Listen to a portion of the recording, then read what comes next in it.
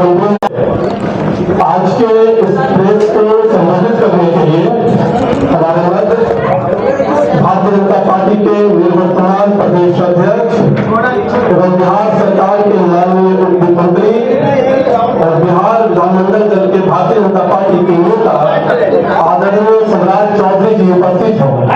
मैं विनम्र निवेदन करता हूँ आदरणीय सम्राट चौधरी जी से वे आज के इस प्रेस वार्ता को संबोधित करें। जी नमस्कार। आज इस प्रेस कॉन्फ्रेंस में उपस्थित हमारे मुख्यालय के प्रभारी अरविंद शर्मा जी, मीडिया के प्रभारी दानिश इकबाल साहब, पार्टी के प्रवक्ता अरविंद सिंह जी, आदरणीय सेवक जी, शशांक जी, मलाकार जी, प्रभात जी और यहाँ पर उपस्थित हमारे सभी मीडिया के साथीगण, आज एक महत्वपूर्ण जानकारी के लिए आपके बीच में आया हूँ।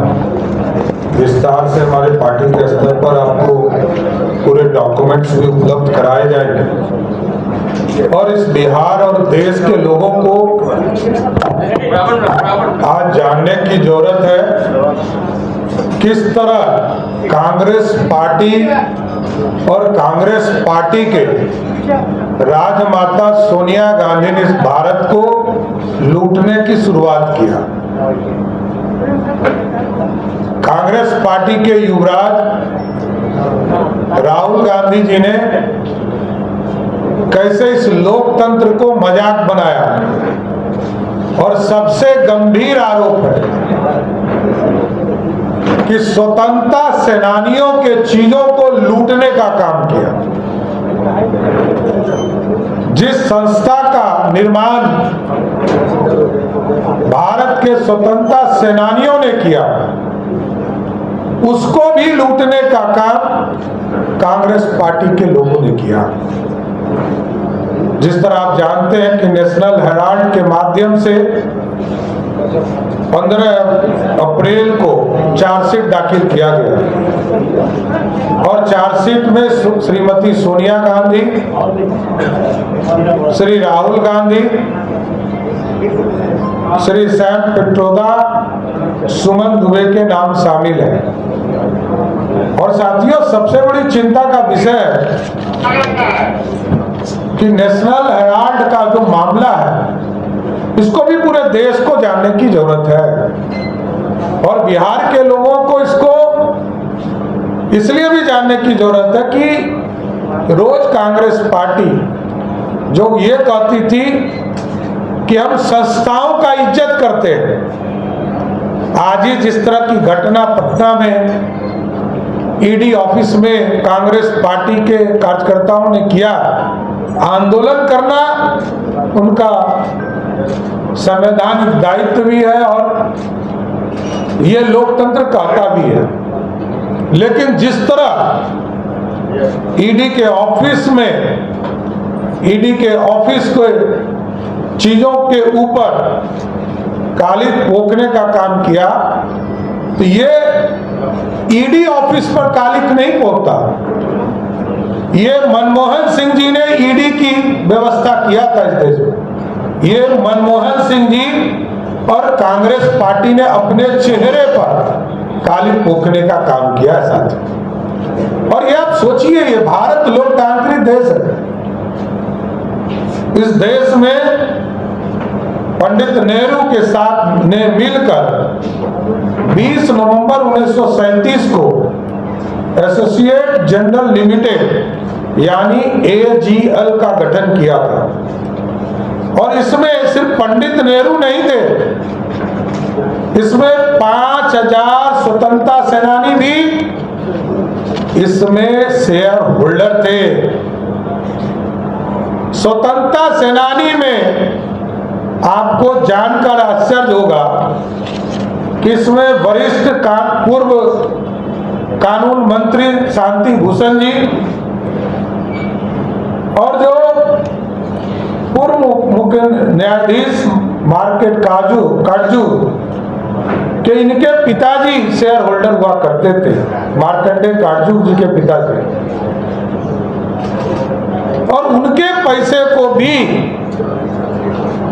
कांग्रेस पार्टी के लोगों ने राहुल गांधी जी का परिवार, सोनिया गांधी जी का परिवार कैसे लूटकर अपने जेब में डालने का प्रयास किया। मैं बताना चाहता हूं कि 2010 में सोनिया गांधी और राहुल गांधी जी की एंट्री हुई। 2010 में एजीएल के 1057 शेयर धारक थे। इसी वर्ष 5 लाख रुपए से कांग्रेस ने यंग इंडिया लिमिटेड कंपनी बनाई। इसमें तत्कालीन कांग्रेस पार्टी के महासचिव श्री राहुल गांधी जी डायरेक्टर के रूप में शामिल हुए और कंपनी में 76% हिस्सेदारी राहुल गांधी जी और सोनिया गांधी जी का हो गया। आप सोचिए, हम लोग तो यही फॉर्मूला खोज रहे हैं। कोई ये फॉर्मूला बताए कि 5 लाख रुपया खर्चा करो और 500 करोड़ का मालिक बन जाओ। ये ना बिहार के युवराज बताते हैं ना देश के युवराज बताते हैं। तो आप सोचिए, इस लोकतंत्र का मजाक बनाने का काम कांग्रेस पार्टी के लोगों ने किया है। 2014 में जब आदरणीय प्रधानमंत्री नरेंद्र मोदी जी सत्ता में बैठे तो पूरी तरह ईडी जो कांग्रेस पार्टी ने बनाई है, ईडी की व्यवस्था मनमोहन सिंह जी की सरकार ने स्थापित किया और पूरी जांच की प्रक्रिया शुरू की गई। 19 दिसंबर 2015 को निचली अदालत ने इस मामले में दोनों को जमानत भी दिया और 2016 में सुप्रीम कोर्ट ने कार्रवाई रद्द करने से इनकार कर दिया।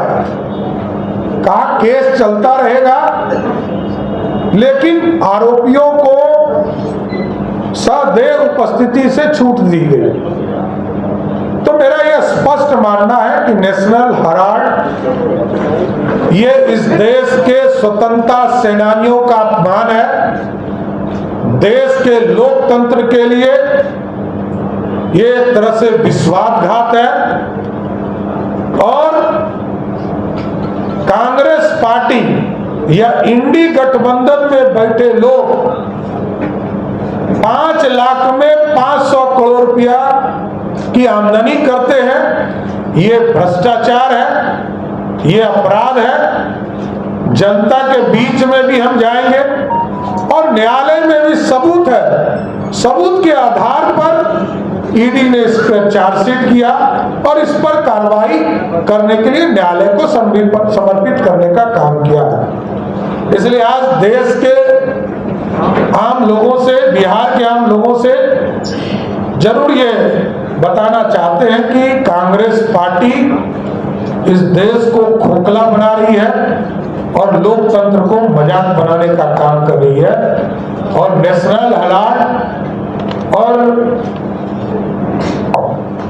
ये जो इनके कंपनी है यंग इंडिया लिमिटेड कंपनी के द्वारा गरीबों के पैसे को लूटने का काम किया जा रहा है। इसलिए इसकी पूरी तरह जो ईडी ने जांच किया है, जांच करके चार्जशीट किया है। अब न्यायालय से जरूर आग्रह करता हूं इस पर शीघ्र कार्रवाई करके सजा देने का काम करें। धन्यवाद। सम्राट जी, प्रधानमंत्री आ रहे हैं लगातार, क्या कार्यक्रम होगा उनका? क्योंकि मई महीने में प्रधानमंत्री का पहले सप्ताह में कार्यक्रम है। देखिए, देश के प्रधानमंत्री जी आदरणीय नरेंद्र मोदी जी पहले कार्यकर्ता के तौर पर काम करते रहे और जनता के बीच में जाना उनका धर्म है। और हमारे नेता पर हम लोगों को गर्व है कि हमारे नेता जनता के बीच में जाकर उनकी समस्या को सुनने का काम करते हैं और जनता के बीच में जो वो काम कर रहे हैं उसको भी जनता के प्रति समर्पित करने का काम करते हैं। मैं प्रधानमंत्री जी को धन्यवाद देता हूं कि बिहार को समय दे रहे हैं और लगातार समय दे रहे हैं। 2014 से अभी तक कितनी बार आए हैं उसकी गिनती बताना मुश्किल है। 100 से अधिक बार देश के प्रधानमंत्री जी बिहार आ चुके हैं साथी। ये प्रचायक है कि बिहार से उनका अपना लगाव है और बिहार की जनता भी दिल खोलकर आदरणीय प्रधानमंत्री नरेंद्र मोदी जी को साथ देती है। पहले 32 सीट, फिर 39 सीट, फिर 30 सीट, लगातार जनता का भी प्यार अपार मिलता रहा। इसलिए वो जनता के बीच में आते हैं। कई काम पूरे हो रहे हैं। पंचायती राज दिवस के स्तर पर पूरे राष्ट्र को संबोधित करेंगे मधुबनी से, कई योजनाओं की शुरुआत करेंगे। हम लोगों ने आग्रह किया है कि 4 मई को बिहार की सरकार ने, आदरणीय मुख्यमंत्री नीतीश कुमार जी ने 4 मई को खेलो इंडिया यूथ गेम्स का शुरुआत होने जा रहा है, उस कार्यक्रम में आने का भी आग्रह किया है। तो कई चीजें हैं, एयरपोर्ट बन रहे हैं, एक्सप्रेसवेज के निर्माण शुरू हो रहे हैं, सभी में प्रधानमंत्री जी का विशेष सहयोग मिलता है। सिर्फ एक सेक्टर को आप उठा लीजिए तो आप समझिए कि एयर ट्रैफिक में जहां 2005 में 2.5 लाख लोग एयर ट्रैफिक से दूसरे प्रदेशों में जाने का काम करते थे, आज वो बढ़कर लगभग 46 लाख लोग ट्रेवल करते हैं बिहार से। और ये कल्पना आदरणीय प्रधानमंत्री जी ने तय किया है कि सिर्फ पटना एयरपोर्ट से अगले 15 दिनों में 1 करोड़ लोग यात्रा कर पाएंगे। इसके साथ साथ 10 नए एयरपोर्ट का निर्माण, छोटे और बड़े एयरपोर्ट के निर्माण का काम चल रहा है। इसलिए साथियों, नरेंद्र मोदी जी की सरकार लगातार जनता के भलाई के लिए काम कर रही है, उनके विकास के लिए काम कर रही है।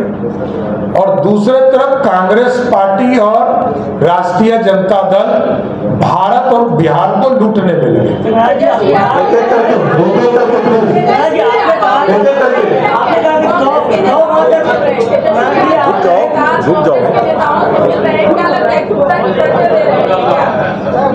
देखिए, हम एकजुट ही मानते हैं, हम अलग नहीं मानते। जाना ना रहना उनका काम है। इस पूरे गठबंधन को पिछले 3 चुनाव से लालू जी और तेजस्वी के नेतृत्व में ही हरा रहे हैं। ये कोई नया कहानी नहीं है। 2019 में भी हराने का काम किया गया, 2020 में भी हराने का काम किया गया और 2025-24 में भी हराने का काम किया। इसलिए हम हराने, जनता के आशीर्वाद से 2025 भी इस पूरे गठबंधन को हराएंगे। एक को नहीं हराना है, पूरे गठबंधन को हराना है। क्या इस बार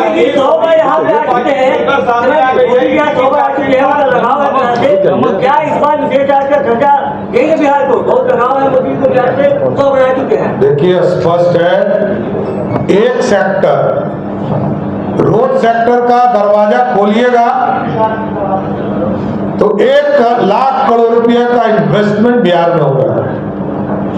और मोदी जी, और देखिए तुलना, लोग कहते हैं कि तुलना क्यों करते हैं।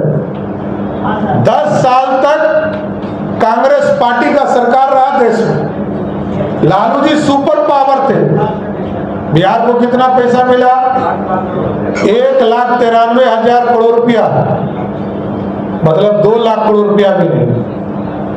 मोदी जी ने सामान्य तौर पर 2014 से लेकर 2024 तक 14 लाख करोड़ रुपया दिया, मतलब 700 टाइम्स अधिक। कल्पना ही नहीं कर सकते।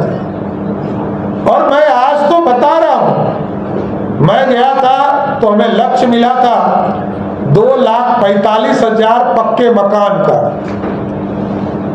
और आपको जानकर आश्चर्य होगा कि हमको अभी तक 2,45,000 के टारगेट में पिछले 1 साल में जितने लिस्ट में हमारे यहाँ नाम था 13,11,000 लोग, सबको पक्का मकान देने का काम भारत की सरकार ने। अरे मैं तो कहता हूं लालू जी के प्रतिनिधि बदलते रहते हैं, हमको नहीं पता है,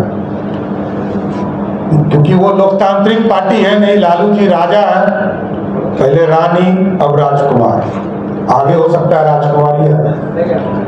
तो मेरा ये मानना है कि लालू जी जिस जगह तय कर दे विकास के पैरामीटर पर, सुशासन के पैरामीटर पर डिबेट करने के लिए भारतीय जनता पार्टी एनडीए का कोई भी एक समान कार्यकर्ता उनको बताने का काम करेगा। तो इसलिए साफ तौर पर है कि पैसा कितना मिलता है बिहार को, यही देखना है। किस प्रदेश को कितनी राशि मिली, यही तो मैंने कहा। 700 टाइम्स से अधिक यदि राशि मिलता हो तो विकास झोला लेके जाते हैं और बोरा लेके आते हैं। सवाल है, कांग्रेस पार्टी के पूरे नेता ईडी की चार्जशीट पर खुलकर बोले। रॉबर्ट वाड्रा कह रहे हैं कि मिसयूज कर रही है केंद्र सरकार सेंट्रल एजेंसी का। ईडी तो उन्होंने ही बनाया है, ईडी की पूरी रूपरेखा कांग्रेस पार्टी ने बनाया है। और जांच क्यों नहीं, क्या 10 साल में जांच पूरे नहीं होंगे क्या? 2014 में जांच शुरू हुआ, तो ये लोग क्या चाहते हैं कि 2047 में जाकर जांच पूरा हो क्या? ये जांच की प्रक्रिया है, चार्जशीट हुआ है, अब न्यायालय में जाइए तो न्यायालय में अपने वकील, बड़े बड़े वकील को एमपी बनाकर रखे, जाकर अपनी बात रखे। न्यायालय तय करेगा कि राहुल गांधी जी और उनके परिवार दोषी है कि नहीं। बंगाल में हिंसा हुई, उसके बाद किशनगंज में अख्तरुल ईमान कहते हैं कि मुसलमानों के खून के साथ होली खेल रही है बीजेपी। किस तरीके से देखते हैं इस बयान? देखिए, वहां किसके साथ होली खेला गया है वो तो सब जान रहा है। वहां जो परिवार है, किसकी हत्या हुई है, पूरा देश जान रहा है। और पूरे बंगाल की जो स्थिति ममता बनर्जी बना के रखी है, इंडी गठबंधन के लोग तुष्टीकरण के चक्कर में भारत के लोकतंत्र को अपमानित करने का काम कर रहे हैं। धन्यवाद।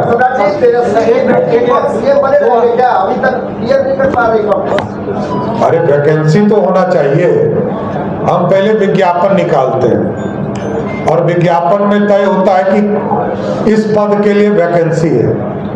यहाँ तो आदरणीय नीतीश कुमार जी वैकेंसी पे पहले से स्थापित है, तो जब तक वैकेंसी नहीं होगा तब तक कोई आदमी का नॉमिनेशन कैसे होगा? इसलिए वैकेंसी ही नहीं है। नीतीश कुमार जी मुख्यमंत्री हैं और आगे भी रहेंगे। Last please please. सर 2015 से 2025 के बीच ईडी 173 मामले को लिस्टेड की है, उसमें मात्र 2 आदमी को दोषी पाया गया। ये न्यायालय, ईडी का काम है चार्जशीट करना, न्यायालय को तय करना है किसको सजा देना है किसको नहीं देना है। 1997 में केस हुआ था लालू प्रसाद जी के खिलाफ, तब किसकी सरकार थी? देवगौड़ा जी जनता दल के स्वयं प्रधानमंत्री थे, उन्हीं के पार्टी में। और जब वो जेल गए तो इंद्र कुमार गुजराल जी प्रधानमंत्री थे, वो भी जनता दल के ही थे, कोई दूसरी पार्टी के नहीं थे।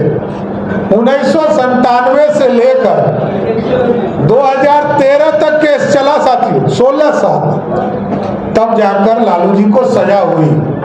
तो न्यायालय का काम है, चार्जशीट के बाद न्यायालय तय करता है कि किसको सजा देना, किसको मुक्त करना। लेकिन 2014 के धन्यवाद, थैंक यू, बहुत बहुत शुक्रिया। मैंने तो स्पष्ट कर दिया कि न्यायालय को तय करना है, ये सरकार को तय नहीं करना। बहुत बहुत धन्यवाद। खबरों के साथ बने रहने के लिए हमारे चैनल को सब्सक्राइब और लाइक करना न भूलें। धन्यवाद।